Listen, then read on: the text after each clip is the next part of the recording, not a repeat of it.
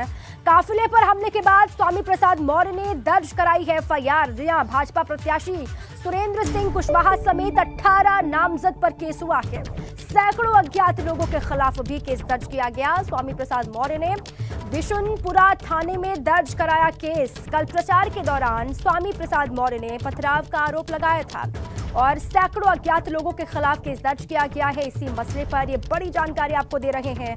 भाजपा प्रत्याशी सुरेंद्र सिंह कुशवाहा समेत 18 नामजद पर केस दर्ज हुआ है।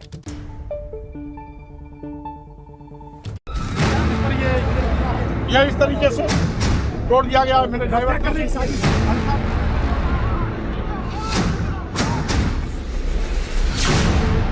अखिलेश के अर्जुन पर हमला, सियासत का ये कैसा बदला।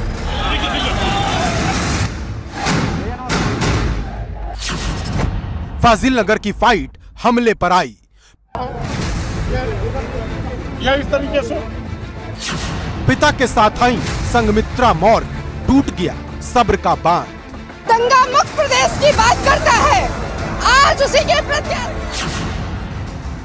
जैसे जैसे यूपी का चुनाव आगे बढ़ रहा है, हिंसक रंग लेता जा रहा है। कभी ओवैसी, कभी एसपी सिंह बघेल, कभी गुलशन यादव, तो अब स्वामी प्रसाद मौर्य। स्वामी प्रसाद मौर्य के काफिले पर हमला हुआ तो सियासी तूफान खड़ा हो गया। ये टूटी हुई गाड़ी, ये चकनाचूर कांच स्वामी प्रसाद मौर्य के काफिले पर हुए हमले की कहानी बता रहे हैं, जिसने लोकतंत्र के पर्व पर दाग लगा दिया है। यह हिंसा उस वक्त हुई जब स्वामी प्रसाद मौर्य अपने समर्थकों के साथ चुनाव प्रचार करने जा रहे थे। तभी स्वामी प्रसाद मौर्य के काफिले पर हमला हो गया, जिसमें 1 दर्जन गाड़ियों के शीशे टूट गए। स्वामी प्रसाद मौर्य ने इस हमले का आरोप भाजपा पर लगा दिया। भारतीय जनता पार्टी के लोग लाठी, डंडा, हथियार और पत्थर के गिट्टी से व्यवस्थित होकर के सामूहिक रूप से हमला बोले, जिसमें मेरी गाड़ी भी बुरी तरह से टूट गई है। मेरे ड्राइवर का कान फट के थोड़ा उसका टुकड़ा निकल गया है। सैकड़ों गाड़ियां तोड़ दी गई हैं। वहीं पिता पर हुए हमले के बाद उनकी सांसद बेटी संघमित्रा मौर्य भी खुलकर पिता के समर्थन में उतर आई और अपने पिता की भाषा बोलते हुए संघमित्रा मौर्य ने इस हमले को लेकर भाजपा पर जमकर निशाना साधा। हमला हुआ है, ये पिताजी नहीं कह रहे हैं, ये सड़क पर दिखाई दे रहा है।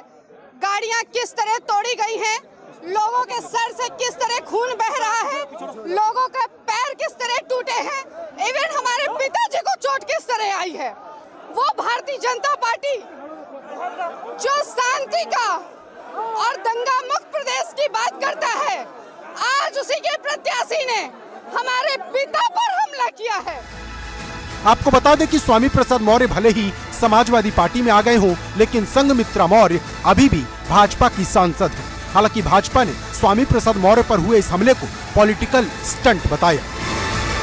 भारतीय जनता पार्टी इस तरह का कार्य करते नहीं है, बहुत ही नियंत्रित अनुशासित कार्यकर्ता है। इस तरह का अब इलेक्शन जीतने के लिए जब ये स्टंट कुछ बच नहीं गया है, अफसोस है कि इस तरह की बातें कर रहे हैं। लेकिन इस घटना ने सूबे की राजनीति को गरमा दिया है। समाजवादी पार्टी के कार्यकर्ताओं का गुस्सा 7वें आसमान पर है। लेकिन बड़ा सवाल यह है कि क्या अखिलेश अपने अर्जुन का बदला लेंगे, क्योंकि अभी हाल ही में कुशीनगर की एक जनसभा में स्वामी प्रसाद मौर्य ने खुद को अर्जुन और अखिलेश को कृष्ण बताया था।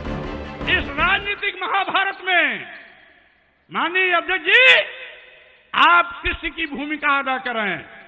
भारतीय जनता पार्टी का सुपड़ा साफ करने के लिए अर्जुन के रूप में स्वामी प्रसाद मौर्य आपके साथ खड़ा हुआ है।